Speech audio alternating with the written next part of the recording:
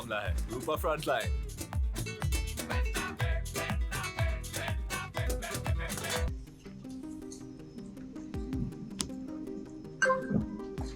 नमस्कार। इस मीटिंग में शामिल होने के लिए आप सभी का धन्यवाद। जैसा कि आप सभी जानते हैं, 22 अप्रैल 2025 को लश्कर तैयबा से संबंधित पाकिस्तानी और पाकिस्तान प्रशिक्षित आतंकवादियों ने भारत में जम्मू और कश्मीर के पहलगाम में भारतीय पर्यटकों पर बर्बरतापूर्ण हमला किया। 25 भारतीयों और एक नेपाली नागरिक को कायरतापूर्ण मौत के घाट उतार दिया गया। मुंबई के 26 नवंबर 2008 के हमलों के बाद यह भारत में हुई किसी आतंकवादी हमले में मारे गए आम नागरिकों की संख्या की दृष्टि से सबसे गंभीर घटना है। पहलगाम का हमला अत्यधिक बर्बरतापूर्ण था, जिसमें वहां मौजूद लोगों को करीब से और उनके परिवारों के सामने सिर पर गोली मारी गई। हत्या के इस तरीके से परिवार के सदस्यों को जानबूझकर आघात पहुंचाया गया।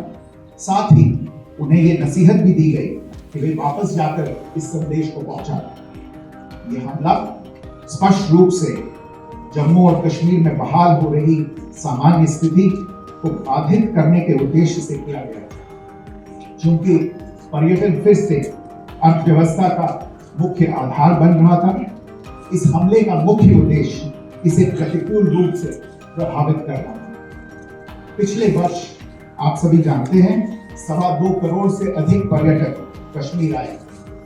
इस हमले का मुख्य उद्देश्य इसलिए संभवतः यह था कि इस संघ राज्य क्षेत्र में विकास और प्रगति को नुकसान पहुंचाकर इसे पिछड़ा बनाए रखा जाए और पाकिस्तान से लगातार होने वाले सीमा पार आतंकवाद के लिए उपजाऊ जमीन बनाने में सहायता की जाए। हमले का यह तरीका जम्मू और कश्मीर और शेष राष्ट्र दोनों में सांप्रदायिक दंगे भड़काने के उद्देश्य से ही प्रेरित था। इसका श्रेय सरकार और भारत के सभी नागरिकों को दिया जाना चाहिए कि इन प्रयासों को विफल कर दिया। एक समूह ने खुद को रेजिस्टेंस फ्रंट TRF कहते हुए इस हमले की जिम्मेदारी ली है। यह समूह संयुक्त राष्ट्र द्वारा प्रतिबंधित पाकिस्तानी आतंकवादी समूह लश्कर तैयबा से जुड़ा हुआ है। ये उल्लेखनीय है कि भारत ने मई और नवंबर 2024 में संयुक्त राष्ट्र की 1267 कमेटी की सैंक्शंस मॉनिटरिंग टीम को अर्धवार्षिक रिपोर्ट प्रस्तुत की थी, जिसमें TRF के बारे में साफ इनपुट दिए गए थे। इससे पाकिस्तान स्थित आतंकवादी समूहों के लिए कवर के रूप में TRF की भूमिका सामने आई थी। इससे पहले भी दिसंबर 2023 में भारत ने इस टीम को लश्कर तैयबा और जैश ए मोहम्मद के बारे में सूचित किया था, जो TRF जैसे छोटे आतंकवादी समूहों के माध्यम से अपनी गतिविधियों को संचालित कर रहे हैं। इस संबंध में 25 अप्रैल को UN सिक्योरिटी काउंसिल प्रेस वक्तव्य में TRF के संदर्भ को हटाने के लिए पाकिस्तान के दबाव पर भी ध्यान दिया जाना चाहिए। पहलगाम आतंकवादी हमले की जांच से पाकिस्तान के साथ आतंकवादियों के संपर्क उजागर हो रहे हैं।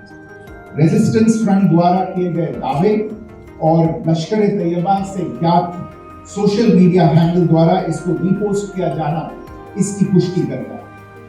चश्मदीद गवाहों और विभिन्न जांच एजेंसियों को उपलब्ध अन्य सूचनाओं के आधार पर हमलावरों की पहचान भी हुई है। हमारी इंटेलिजेंस ने इस टीम के योजनाकारों और उनके समर्थकों की जानकारी जुटाई।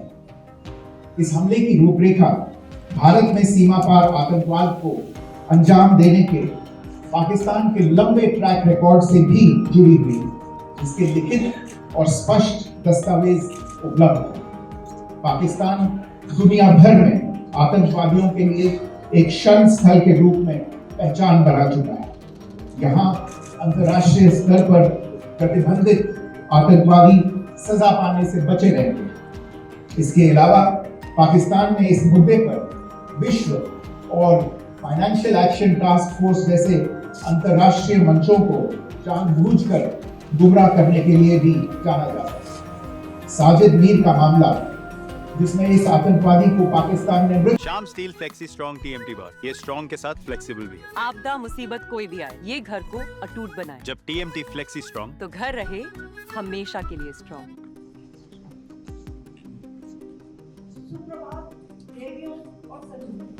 मैं कर्नल सोफिया कुरैशी और मेरे साथ विंग कमांडर योमिका सिंह आज आपको 6 से 7 मई 2025 की रात 1:05 से 1:30 बजे के बीच भारतीय सशस्त्र बलों द्वारा अंजाम दिए गए ऑपरेशन सिंदूर के बारे में जानकारी देंगे।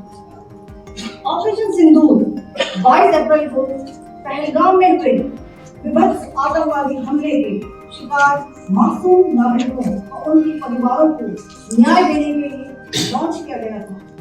इस कार्रवाई में 9 टेररिस्ट कैंप को टारगेट किया गया और पूरी तरह से इसे बर्बाद किया गया। पाकिस्तान में पिछले 3 दशकों से टेरर इंफ्रास्ट्रक्चर का निर्माण हो रहा है। इस में recruitment, indoctrination centre, training areas और लॉन्च पैड शामिल थे, जो पाकिस्तान और पाक अधिकृत जम्मू कश्मीर POJK दोनों में फैले हैं। Operation Sindoor was launched by Indian Armed Forces to deliver justice to the victims of Pahalgam terror attack and their families. 9 terrorist camps were targeted and successfully destroyed. Over the last 3 decades, Pakistan has systematically built terror infrastructure. It is a complex web of recruitment and indoctrination centers, training areas for initial and refresher courses, and launch pads for handling. These camps are located both in Pakistan as well as Pakistan occupied Jammu and Kashmir areas. Some of the well-known training camps are located, as you can see on the screen. They are distributed from Sawai Nala in the north, crossing to approximately 21, ending at Bhagalpur to the south. इन लक्ष्यों का चयन विश्वसनीय intelligence सूचनाओं के आधार पर हो, ताकि आतंक गतिविधियों की लीड तोड़ी जा सके। और यह खास ध्यान दिया गया कि निर्दोष नागरिकों और सिविलियन इंस्टॉलेशन को नुकसान न पहुंचे। The selection of these targets for Operation Sindoor was based on credible intelligence inputs and role of these facilities in perpetrating the terror activities. The locations were so selected to avoid damage to civilian infrastructures and loss of any civilian lives. This was done with due diligence, and the camps selected for targeting and their engagement will now be shown to you one by one. POJK के targets मैं आपको बताना चाहूंगी।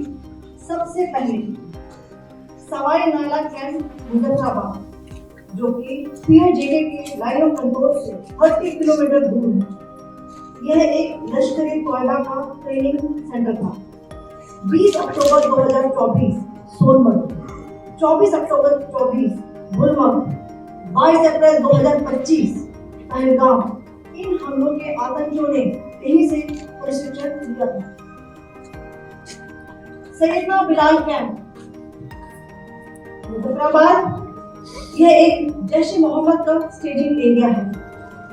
यह हथियार, विस्फोटक और जंगल survival training का केंद्र भी था। गुलपुर कैंप कोटली,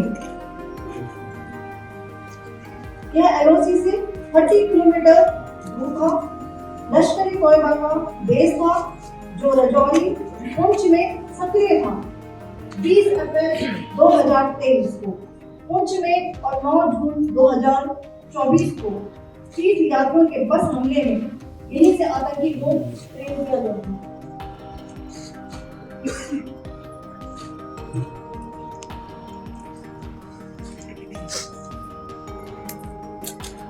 बरनाला कैंप भिंबर, ये LOC से 9 किलोमीटर दूर है।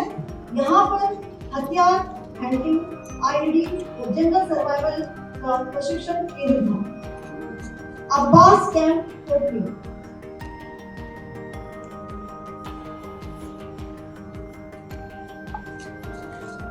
यह एलओसी से 13 किलोमीटर दूर है। लश्कर-ए तैयबा का फिदाइन यहाँ तैयार होता था। इसकी कैपेसिटी 15 टेररिस्ट को ट्रेन करने की थी।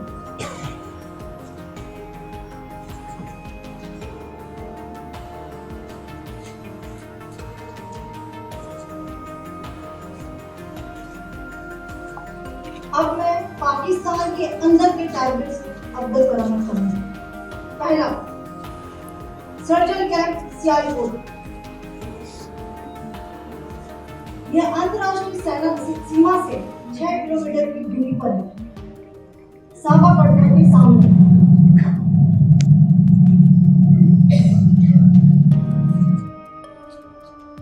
मार्च 2025 में जम्मू एंड कश्मीर पुलिस के 4 जवानों को जो हत्या की गई थी, उन आतंकवादियों को इसी जगह पर ट्रेन किया गया था। दूसरा, महमूदा जाया कैंप सियालकोट। यह 18 से 12 किलोमीटर आईडी से दूर था। हिजबुल मुजाहिदीन का बहुत बड़ा कैंप था। ये कठुआ जम्मू क्षेत्र में आतंक फैलाने का नियंत्रण केंद्र था।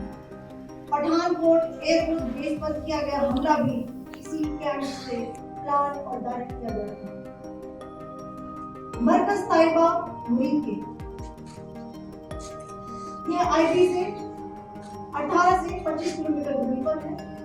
2008 के मुंबई हमले के आतंकी भी यहीं से प्रशिक्षित हुए। अजमल कसम और डेविड हेडली भी यहाँ ट्रेन हुए।